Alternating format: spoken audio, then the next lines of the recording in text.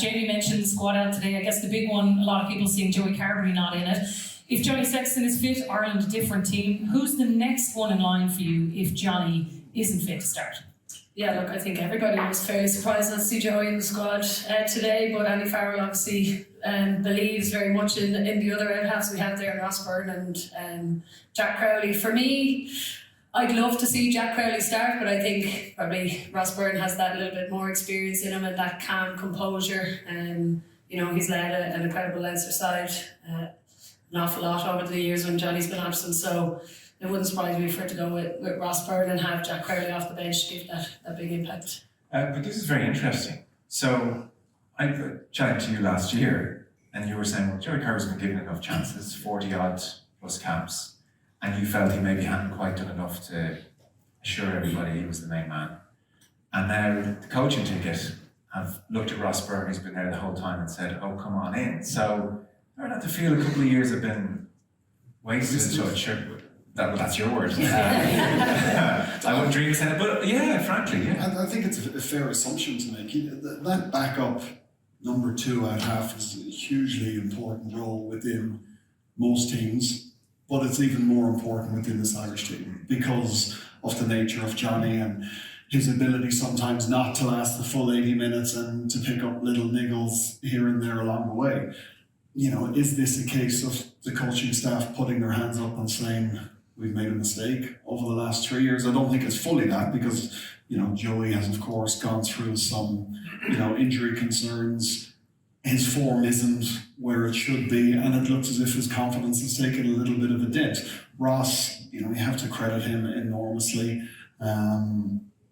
He drives that Leinster team a huge amount throughout the year. The majority of the basis of this national team is going to be with Leinster players, and there's a really good relationship that he has. He moves them around the field really well. Okay, he might not take on the line as much as we would like to see from number 10s, but there's no doubt that he will do a very, very good job, and his goal kicking has been exemplary. Yeah, I think that's part of it, Jamie, as well, isn't it? It's like, what's a like-for-like replacement? It's an enormous opportunity for Ross Byrne with the Six Nations in mind, but also even with a view to getting into the World Cup squad.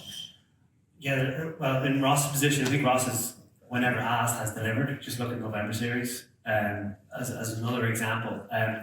So it's just a reward of the form. I think Joey's been given enough chances, like Rob said, and hasn't really, for me anyway, lit the world on fire. I don't think he controls the back line or controls the team as much as Ross or Johnny. And you see a little bit of that in Crowley in terms of, me personally, I like my 10s to have high confidence, let's put it, and I don't think many of them lack for that now, do they? Well, Joey does, I think. I think Joey is quite passive in terms of how he try to control the team. Well, we all know what Johnny's like, right? And Ross isn't too far removed from Johnny. They would often butt heads in training, for example, over that. And I think Crowley has a bit of that. I don't think Crowley starts. I think he's on the bench. I think Ross probably misses out unless Johnny's injured, and then Parachutes in straight away and starts. It's a great opportunity for Ross. It's a great opportunity for people like Jamie Osborne, a great other Lily White, getting the nod. And then you have people who are quite lucky, like Stockdale, I think, to be in the squad. But I think what Andy's done here is I can't. You guys will, like Joe, you definitely know how many players he's capped. But he's capped a whole lot amount of players, created this massive pipeline. And it's probably not time wasted with Joey. Probably spent too much time, but they've learned a lot and they know what he can do. Leaving him out, you're gonna learn more what a Crowley could do, and that's the same for multiple people in multiple positions, and that's where we want to be.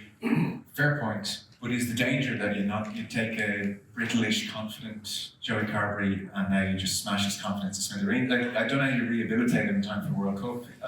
The messaging will be interesting. I don't know how that phone call went. Well, I think, as a player at that level, you have to be able to go away. We saw it with Coombs, he's after getting recalled up to the squad. Yeah. He had to go away and look at what his form was like. So I think it'll either make or break a player. And I think Joey hasn't been playing as good as he possibly can. We don't know the exact message that was said.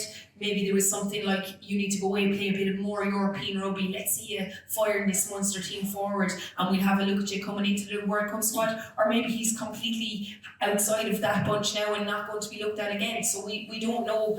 Obviously it's got to do with form, and he's been given this, he's been told, and being dropped I think is the perfect thing, I know it myself, is the perfect thing to light you up and get going again. So you'll either make you or break you. Yeah.